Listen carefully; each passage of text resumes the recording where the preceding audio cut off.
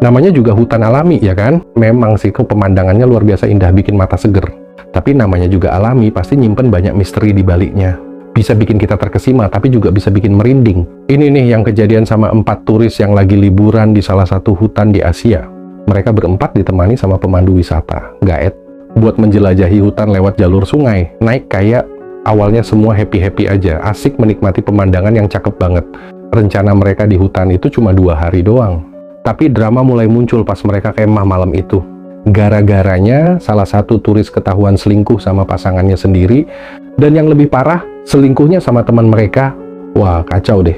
Alhasil pas pagi-pagi buta, mungkin karena sakit hati, si korban selingkuh ini langsung cabut. Dia balik sendirian dan ninggalin yang lain tanpa bilang-bilang.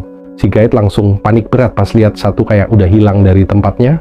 Dia langsung bilang, waduh, kita harus cari dia sekarang juga. Kekhawatiran si guide bukan karena turis itu batal liburan, tapi dia takut banget kalau turis itu nyasar. Soalnya hutan ini punya banyak banget anak sungai, dan kalau salah masuk bisa-bisa dia hilang di belantara. Pas lagi sibuk nyari, mulai deh perdebatan sengit antara turis-turis yang tersisa sama si guide. Para turis maksa banget buat masuk ke anak sungai tertentu. Mereka yakin temannya yang kabur pasti lewat jalur itu. Tapi si guide langsung melarang keras. Katanya anak sungai itu jalur terlarang yang menuju ke hutan sakral. Udah di luar batas wisata dan super bahaya. Dia cerita kalau di sana ada suku liar yang tinggal. Tapi namanya juga turis, mereka nggak percaya dan mikir si guide cuma nakut-nakutin doang. Mereka ngerasa si guide cuma mau ngawal sesuai rute yang dibayar aja. Akhirnya, karena cuma sisa 2 kayak dan nggak mungkin satu kayak diisi bertiga, si guide terpaksa ngalah dan nurutin kemauan mereka. Maka mendayunglah mereka di tengah gerimis dan air sungai yang mulai keruh menuju ke arah sungai yang katanya terlarang itu.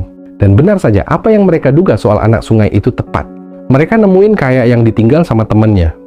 Tapi, ya ampun, orangnya nggak ada di situ.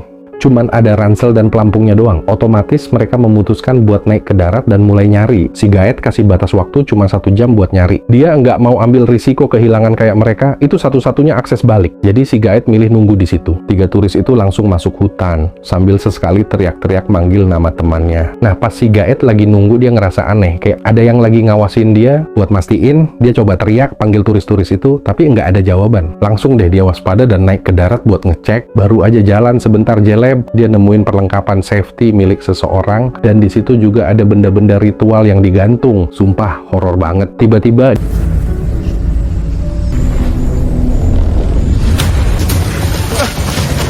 dia langsung kabur lari terbirit-birit ke arah kayak, tapi sayang banget orang pedalaman itu berhasil ngejar dia. Di saat yang sama, inilah twistnya. 3 turis tadi nemuin sebuah goa dan sesuai ekspektasi mereka nemuin temannya. Si teman yang kabur ini santai aja. Katanya dia nggak bisa tidur, jadi dia mutusin buat jalan-jalan pagi. Gara-gara kebanyakan minum dia malah ketiduran di goa itu. Duh, dasar.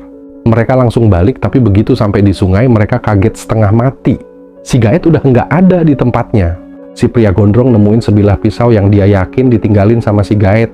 Mungkin buat ngasih petunjuk, mereka buru-buru mendayung balik. Nggak lama, mereka nemuin kayak si guide lagi terjebak di tepi sungai. Si pria gondrong itu nyamperin dan nemuin bercak merah di sana. Sementara itu, 2 temannya udah jalan duluan ke arah sebuah kuali besar. Mereka awalnya mikir, paling si guide lagi masak atau bikin api. Tiba-tiba mereka langsung histeris panik, saling teriak dan saling menyalahkan. Dengan cepat mereka mendayung sekuat tenaga buat kabur. Tapi sialnya, sungai yang mereka lewati terhalang pohon tumbang. Si gondrong tiba-tiba dikejutkan dengan serangan brutal dari seorang kanibal.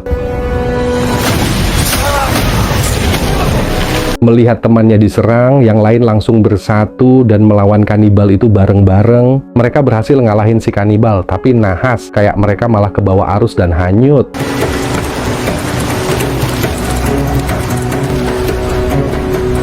Sekarang akses balik mereka hilang total. Mereka terpaksa istirahat dulu sambil nolongin temannya yang terluka parah akibat serangan tadi. Singkat cerita, malam pun tiba. Di tengah gelapnya hutan dan rasa takut yang luar biasa, penyesalan besar menghantam mereka. Andai saja mereka dengerin peringatan si Gaet di awal. Saat lagi istirahat sambil ketakutan itu, si gondrong coba jalan-jalan sebentar di sekitaran, niatnya mau nyari sinyal ponsel. Enggak disangka, pas lihat genangan lumpur di depannya, dia tiba-tiba dapat ide gila. Dia langsung ngolesin lumpur ke seluruh badan, persis kayak mau main petak umpet, terus tiduran di genangan itu. Aksi konyolnya ini ternyata bukan tanpa alasan. Seorang kanibal berjalan melewatinya tanpa sadar kalau ada orang di bawah lumpur. Dengan perlahan, si gondrong bangun, ngambil pisau yang dia bawa, dan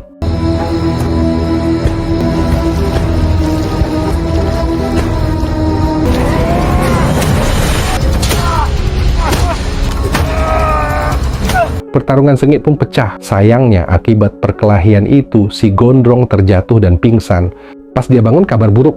Dia lihat rekan prianya tadi sudah dibawa sama beberapa kanibal. Dan benar saja, si turis pria temannya itu harus berakhir tragis di tangan suku kanibal. Sementara itu, dua turis wanita bangun dalam keadaan syok berat melihat si gondrong berantakan. Dan temannya yang satu lagi lenyap. Mereka langsung tanya ke si gondrong. Tapi, demi menjaga mental kedua wanita itu, si gondrong berbohong. Dia bilang, temannya itu pergi mencari pertolongan.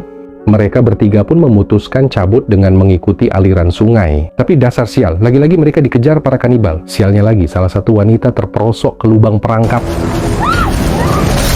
Temannya sigap turun buat nolongin. Lewat perjuangan yang menguras tenaga, akhirnya mereka berhasil naik lagi dan menemukan salah satu kayak milik mereka. Kedua wanita itu buru-buru naik ke kayak, dan si pria gondrong juga ikut naik. Ternyata kalau situasinya darurat, kayak bisa muat bertiga juga ya. Mereka berhenti lagi, si gondrong turun buat mencoba mencari sinyal untuk terakhir kalinya. Dan celakanya disinilah akhir dari perjalanannya.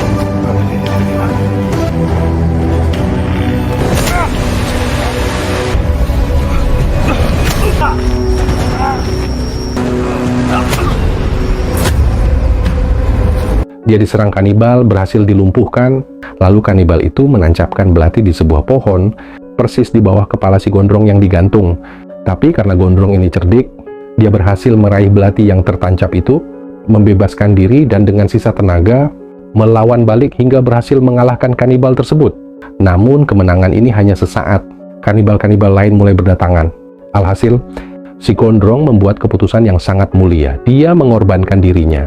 Dia menghalangi para kanibal itu, memberi waktu agar kedua teman wanitanya bisa selamat dan kabur dengan kayak pesan moral yang mendalam. Meskipun sejak awal si gondrong ini digambarkan sebagai orang yang paling cerewet, arogan, bahkan egois dan diremehkan, ternyata situasi kritis ini mampu mengubah segalanya. Momen hidup dan mati berhasil mengeluarkan rasa kemanusiaan sejati dari dirinya.